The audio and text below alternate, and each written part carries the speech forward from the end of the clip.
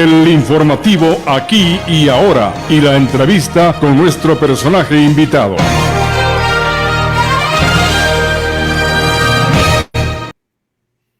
Amigos y amigas, buenos días. En este día martes, estamos en 20 de septiembre del 2022. Hemos invitado al sociólogo Fausto Giraldo para hablar de alguna temática importante de coyuntura en la actualidad. Tiene que ver con la consulta popular planteada por el gobierno y también lo que ocurrió en la Escuela Superior de Policía con la desaparición de María Belén Bernal ya desde hace más de una semana. Vamos a iniciar por ese tema precisamente con Fausto para debatir este tema preocupante como es la desaparición de María Belén Bernal. Usted señala que en verdad, dice, es verdad, la institución que se refiere a la policía tiene más buenos que malos efectivos, pero precisamente por todos esos casos negativos, la Policía Nacional debe depurarse desde los altos mandos hasta el último servidor, incluyese su ministro. Buenos días, Fausto. Saludos cordiales, estimado Jaime, a todos los amigos que nos observan y nos escuchan. Sí, yo creo que es importante establecer algunas clarificaciones, diría yo, respecto a este tema. Lo primero es de que se constituye un femicidio que bien pudo haber sido no en la escuela de policía, sino en cualquier otro lugar, porque quien, digamos, ya no está de acuerdo con su pareja y precisamente tiene tendencia a actuar de esta manera, lo puede hacer en cualquier lado, en cualquier lugar, ¿cierto? Lo segundo es de que no sabemos los hechos, y yo creo que la Fiscalía debe investigar a profundidad todos los hechos, sea quien esté involucrado en este acto que desapareció y asesinó en la práctica, porque hasta la presente más o menos los indicios nos establecen eso. Técnicamente está desaparecida, pero ya diríamos que 10 días, no sé qué puede haber ocurrido, ¿no? Así es. Y lo tercero es de que debemos diferenciar entre la actuación del policía y la actuación de la institución, ¿no es cierto?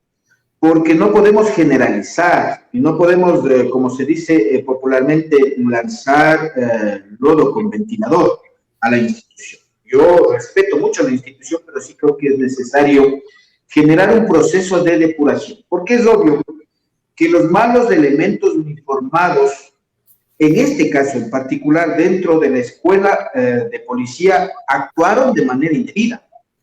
Partiendo del uniformado Cáceres, que sería posiblemente el responsable de la desaparición o muerte de María Belén, pero también no solo de la chica Jackie que está detenida, la cadete, sino del resto que se constituye en el entorno más cercano durante el suceso. Tomemos en cuenta de que ha existido, pues, y nos damos cuenta ahora, una mala práctica al interior de la escuela, ¿no?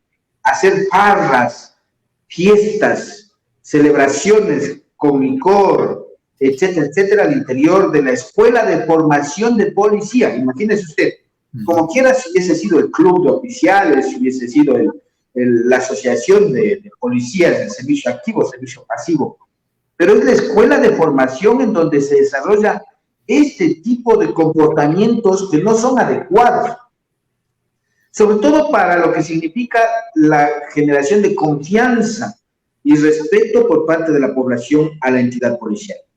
Y también la aplicación de protocolos que han sido cuestionados, obviamente, no solo por los mandos, sino también por la ciudadanía en general y por cualquier persona.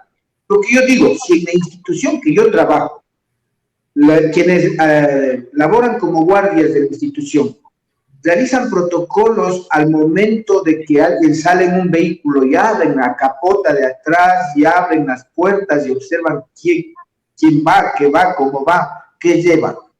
En la policía con mayor razón, pues, porque incluso es una forma de autoformarse, valga casi la redundancia, ¿no? De aplicar las normas de control y seguridad y vigilancia frente a cualquier hecho que se pueda suscitar, que nadie está exento.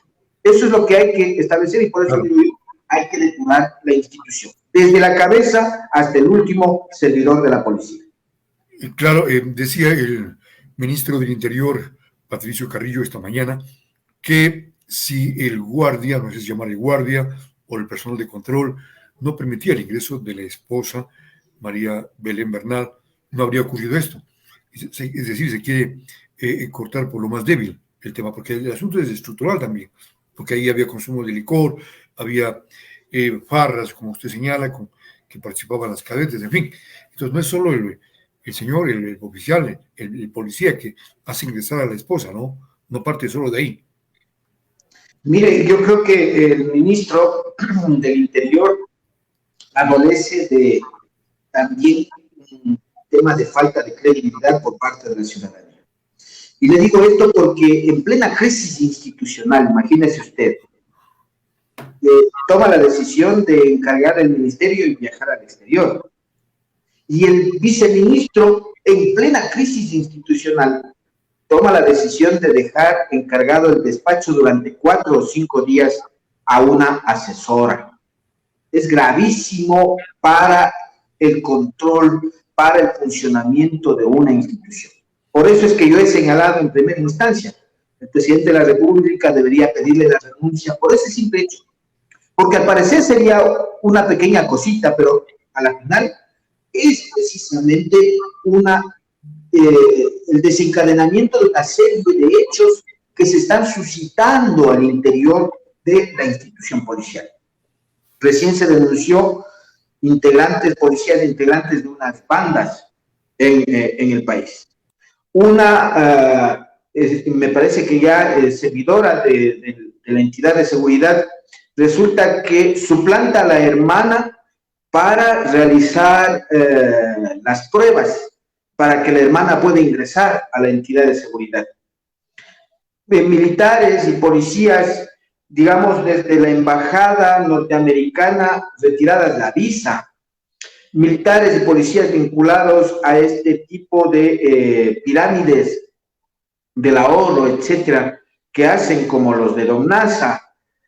Militares vinculados al narcotráfico, policías vinculados al narcotráfico, bandas delincuenciales de extorsionadoras, es decir, una serie de problemas que efectivamente reflejan la crisis, ¿no es cierto?, institucional y de valores, de principios de formación que tiene la entidad policial, y que no es solo esta. Obviamente, la Policía Nacional forma parte, y eso no podemos negar, de toda la estructura estatal de la sociedad en su conjunto, y no solo de aquí, sino del mundo. Y si en la Asamblea Legislativa hay delincuentes, en el gobierno y el ejecutivo hay delincuentes, y digo delincuentes porque son aquellos diezmeros, traficadores de influencias, ¿no es cierto?, vendedores de su voto, son delincuentes, los que roban sin trabajar son delincuentes. Entonces, peor aún en la Policía Nacional, quienes dirigen las instituciones son delincuentes, obviamente dentro de las instituciones de delincuencia. Dice usted también que ya en los procesos de reclutamiento hay problemas. Cuando se venden las pruebas, por ejemplo, ¿no es cierto? Cuando se venden ya las matrices en las que deberían ser con transparencia, cuando se está dando ya mal ejemplo a los nuevos informados. Esas preocupaciones son las que nos deben motivar a nosotros a decir, señores, necesitamos voluntad política del gobierno para que se depure la institución. Muy bien, pero hay algunos elementos que acuden, en este caso realmente censurable, reprochable desde todo punto de vista. Por ejemplo, cuando ella pide auxilio y los cadetes dicen que no se pueden meter en temas familiares porque es asunto interno de ellos, ahí deberían haber actuado. No sé, siempre no debe primar el espíritu de cuervo tampoco. Es decir, deberían ser más humanos, más solidarios. Alguien está pidiendo auxilio, acudir. No sé, ¿qué piensa usted, Fausto? Obviamente, cuando hay este tipo de conflictos, independientemente de cualquier cosa, usted tiene dos opciones, pues, ¿no es cierto? Y más aún si es que es del interior de la escuela de formación de policías. Primero intervengo, porque está siendo dentro de una institución en donde no se deben desarrollar esos hechos, independientemente de que él sea el oficial superior o no sea oficial superior. Intervengo por lo menos para paralizar hasta que venga otro oficial o otro responsable. O lo segundo es que llamo por teléfono al jefe de la autoridad y comunico y inmediatamente coordino. Ese tipo de investigaciones tienen que hacerse al interior de la policía, porque puede resultar con este espíritu de cuerpo, ¿no es cierto?, de que haya existido esa llamada telefónica y resulta que se esté ocultando con la finalidad aparentemente de no afectar, como dice el secretario de inseguridad que tenemos en el país, ¿no es cierto?, de no afectar a la institución y el prestigio. Este secretario de inseguridad debe irse a su casa, pues, porque no está pensando en la vida de los ecuatorianos. ¿Qué seguridad puedo tener yo de alguien que piensa en la institución y la garantía de proteger la institución frente cuando se está matando a una mujer? Entonces, en el país estamos complicados con este tipo de personas. Por eso digo yo, deben hacerse las investigaciones de forma transparente, adecuada, que no haya influencia o incidencia del poder policial frente a lo que realmente sucede.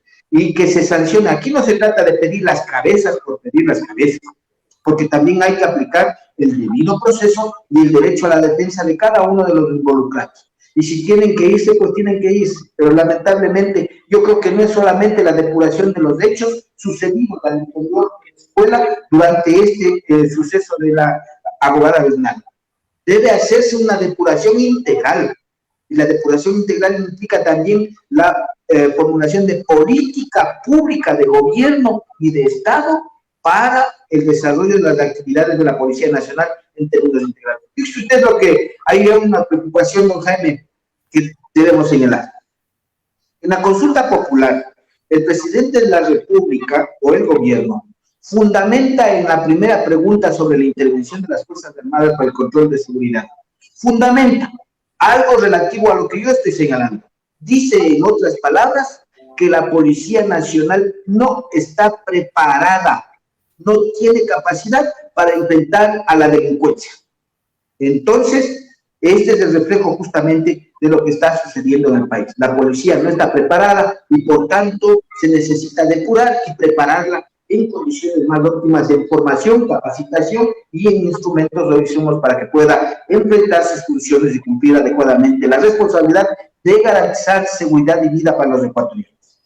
Bien, ciertos elementos no están preparados, pero otros sí están preparados para cometer estos hechos de violencia, porque 10 días significa que ya algo ocurrió que no, creo que no está con vida ya ella.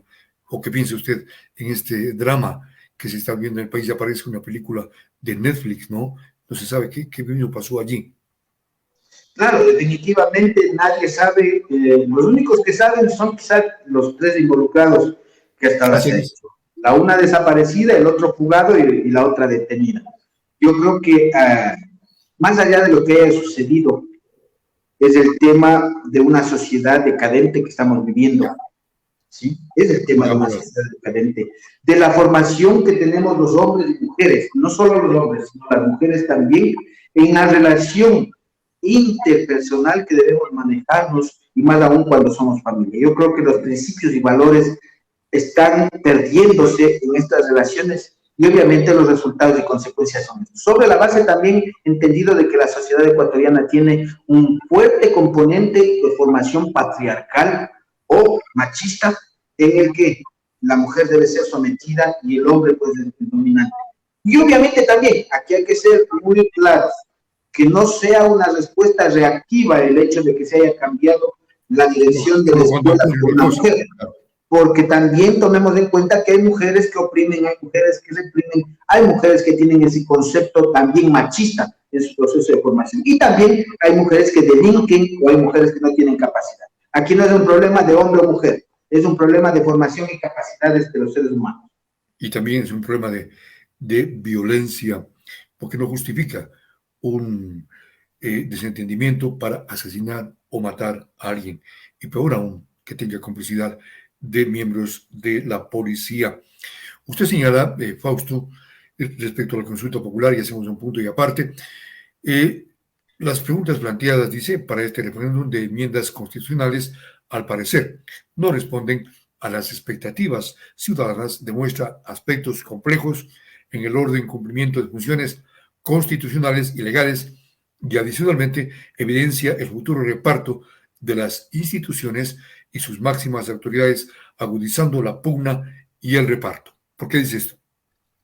Mire, yo creo que en primer lugar hay que tomar en cuenta un hecho. La consulta popular no va a solucionar los problemas del país, ni siquiera las crisis institucionales que hay en el país. La consulta popular es una medida paliativa para reorganizar o reestructurar alguna problemática, pero no la solución definitiva, tal cual como la cree el presidente. Segundo, los problemas fundamentales de los ecuatorianos son la inseguridad, la falta de empleo, la falta de acceso a salud, educación, seguridad social y la recreación. Fundamentalmente esos elementos, aparte de otros que son colaterales. De todas estas 8 preguntas, ¿cuáles responden y solucionan estas problemáticas? ¿No es cierto? Como yo suelo decir, dice el pueblo, cuando se está comentando algo que es intrascendente, ¿y esto en qué me beneficia? Y esa es la pregunta que tienen que hacerse los ecuatorianos antes de ir a votar. ¿Y esto en qué me beneficia?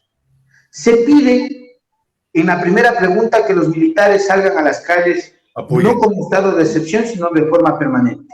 Esa es la primera pregunta, en otras palabras. Por la incapacidad y por la falta de preparación de la Policía Nacional para enfrentar a los órganos delincuenciales en este país. Eso se pide. Pero eso no resuelve el problema de la inseguridad, porque con estado de emergencia en Guayaquil han salido los militares a las calles y solo el domingo anterior se informaba que habían existido el fin de semana 8 o 9 asesinatos en las calles, tipo sicariato. El problema de la inseguridad es un problema que tiene su causa u origen en la pobreza. Mientras haya pobreza, seguirá existiendo un terreno de cultivo para el narcotráfico y para las bandas organizadas. Mientras no se resuelva el problema de empleo, las bandas delincuenciales van a tener posibilidad de coger a los jóvenes en las calles para reclutarlos a las acciones delincuenciales. Entonces, en lo fundamental no resuelve el problema de la inseguridad. Yo creo que lo único que hace es, digamos, mecanizar o tecnificar la presencia de militares en las calles y hasta ahí se resuelve el problema. La segunda pregunta sobre el tema de la extradición me parece un tubo de ensayo. No sé si es que el gobierno tiene algún estudio, alguna información de carácter reservada que nos diga que más adelante o ahora el Ecuador está siendo considerado como albergue de los delincuentes ecuatorianos que cometen, ¿sí?, actos delictivos o terroristas en el exterior y ahora están alojados en el Ecuador, para que se sienten las normas ahora de ese proceso de extradición. Porque de ahí, más de 40 años yo no he escuchado que en el Ecuador algún país del extranjero haya solicitado la extradición de un ecuatoriano por el cometimiento de un delito del carácter que se implica dentro de la consulta popular: narcotráfico, terrorismo, tráfico de la trata de blancas, de armas y ese tipo de cosas, no por delitos comunes como se los conoce. La siguiente pregunta sobre los asambleístas, estamos de acuerdo. O sea, estamos de acuerdo que hay que modificar esa estructura. Quizá la incidencia... Claro. ¿En qué beneficio? Nada. Quizá la incidencia sea de los asambleístas muy poco, pero el comportamiento interno de la asamblea es el problema. No es la cuestión del número, es la calidad de asambleístas.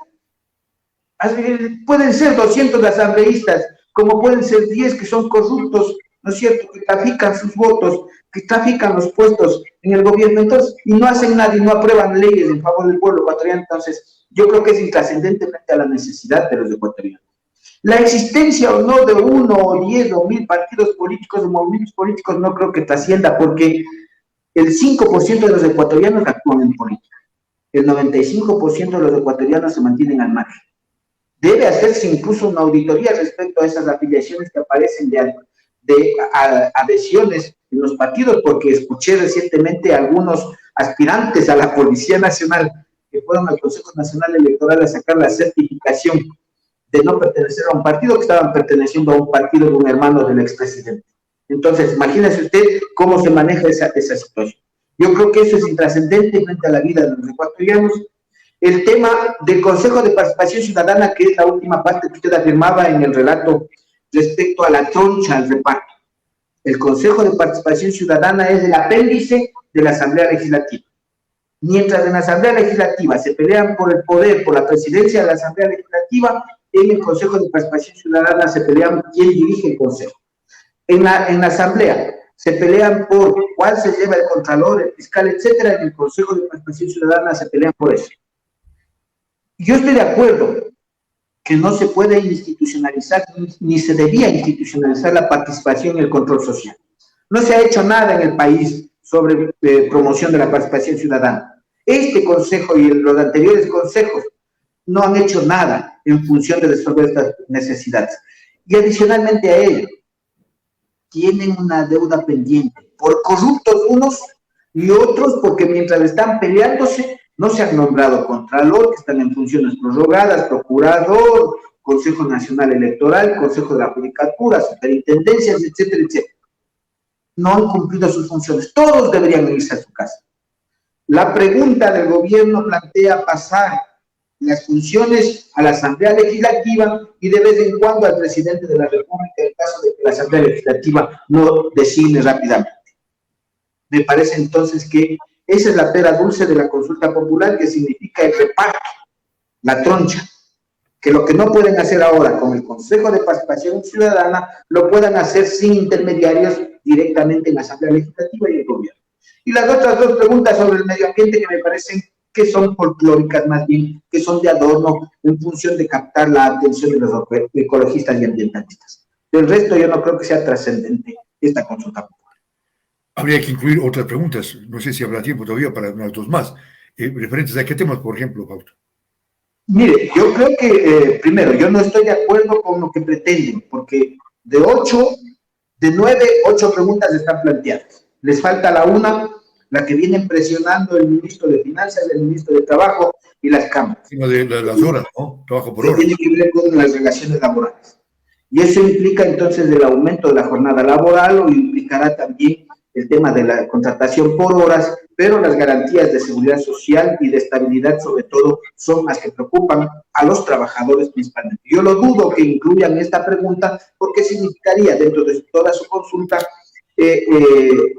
generarse un frente de oposición nuevo que serían los trabajadores. Y no le interesa al gobierno entonces atizar frentes de oposición a la consulta porque pretende ganar en la respuesta por el sí.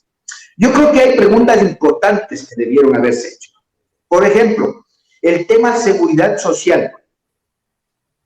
Fíjese usted la situación y las condiciones en las que está el Estado ecuatoriano y los gobiernos adeudan, y se habla de más de 8.000 millones de dólares, ¿verdad? La crisis institucional que tiene la seguridad social es gravísimo, porque existen miembros del Consejo Directivo prorrogados, porque no hay aún un acuerdo interno para la constitución de este Consejo Directivo. Entonces, una de esas preguntas debió haber sido la garantía de la autonomía para eliminar la relación, la incidencia del gobierno en la conducción de una entidad que pertenece fundamentalmente a los afiliados. Esa es una. Y que se garantice entonces la dotación, primero la asignación de recursos y la dotación de medicinas principalmente y la contratación de especialistas. A propósito de la salud, ¿no es cierto? Tenemos problemas con la presencia de especialistas en el Ecuador en los hospitales. Fíjese usted, tan mal es la salud en el Ecuador que los presidentes se van a operar en el extranjero. ¿Qué tal?